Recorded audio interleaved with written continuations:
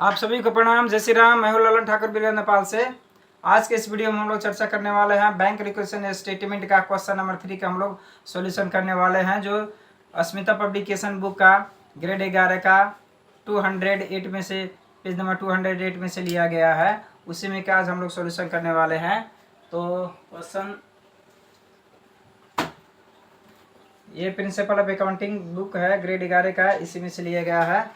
इसी बुक्स में हम लोग देखते हैं 208 में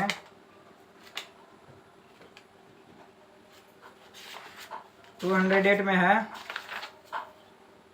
क्वेश्चन नंबर 3 में है following information were supplied to you by a company के द्वारा है, इंफॉर्मेशन दिया गया है। तो इस क्वेश्चन को सॉल्व करने से पहले हम लोग को बैंक रिकॉन्सिलिएशन स्टेटमेंट का प्रॉब्लम सॉल्यूशन करने के लिए हम लोग को सबसे पहले क्या देखना पड़ता है कि balance as per cash book खोजना रहता है या बैलेंस एज पर पासबुक खोजना रहता है। दो गो में से कोई एगो इन्फॉर्मेशन दिया रहता है, तो उसमें हम लोग का खोजना पड़ता है। तो इसमें क्वेश्चन में दिया गया है, डी नंबर में है कैश बुक न showed the balance of RS 2000 on that date, यानी कि cash balance as per cash book दिया है 2000 रुपया। ये खोज लेने के बाद में अब हम लोग को कौन सा ट्रांजैक्शन एड में ले जाना है और कौन सा ट्रांजैक्शन लेस में ले जाना है, उसको पहले हम लोग फाइंड आउट कर देंगे। तो एड में जाने वाला आइटम को एड में लिख देंगे और लेस में जाने वाला आइटम को लेस में लिख देंगे और प्लस और माइनस हम लोग कर देंगे।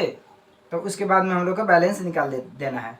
तो इसमें ए नंबर में दिया है cheque and deposited in total of RS 10,000 before 30th Chaitra 30 से पहले 10,000 रुपया जो चेक डिपॉजिट किया गया था, only to the extent of 4,000 appeared in the bank statement of the month, यानी कि 10,000 रुपया चैत्र 30 गते से पहले हम लोग डिपॉजिट किए थे, उसमें सिर्फ 4,000 रुपया ही दिख रहा है, यानी कि 6,000 रुपया नहीं दिख रहा है। तो यानी कि डिफरेंस जो 6,000 रुपया आ रहा है, तो उसको हम लोग क्या कर देंगे, लेस कर देंगे कैश बुक में, तब जाके हम लोग को हो जाएगा। अब इसमें 6,000 में से 4,000 हम लोग तो पासबुक में दिखा दिया है, अब बचा 4,000 रुपया दिखा दिया है, तो बचा 6,000 रुपया।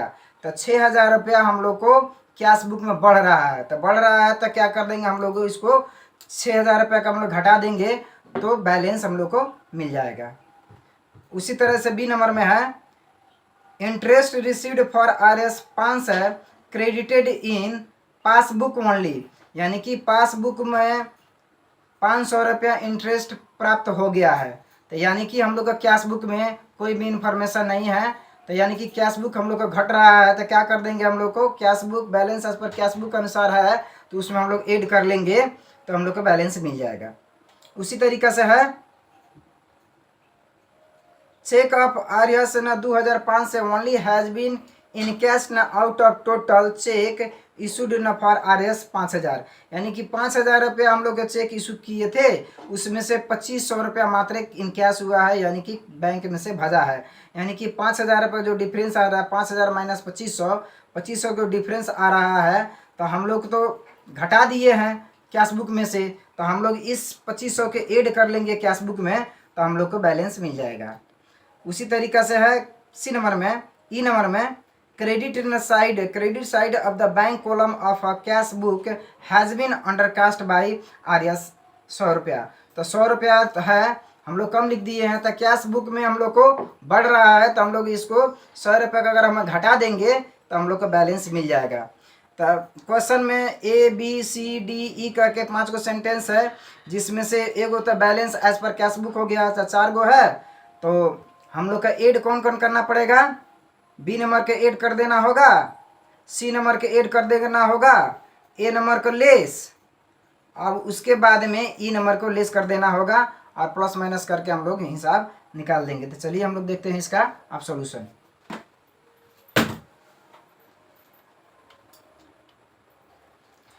ये न्यूमेरिकल प्रॉब्लम क्वेश्चन नंबर 3 का सॉल्यूशन है।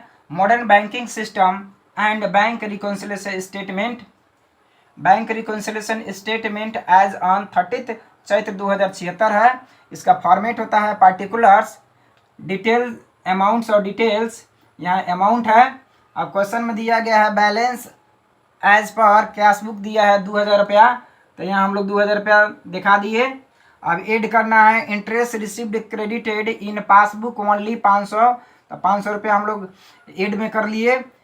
Check only has been in cash 5000 minus 2500, 2500 रुपया हम लोग दिखा दिए। अब दोनों को जोड़ेंगे 2500 और 500, 3000 हो गया, तो यहाँ 3000 रुपये हम लोग यहाँ दिखा दिए। तो 3000 ये और 2000 ये 5000 रुपये यहाँ हो गया।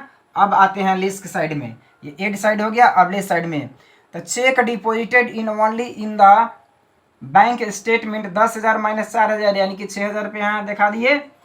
और credit side of the bank column of a cash book has been undercast 100 रुपये लिख दिए।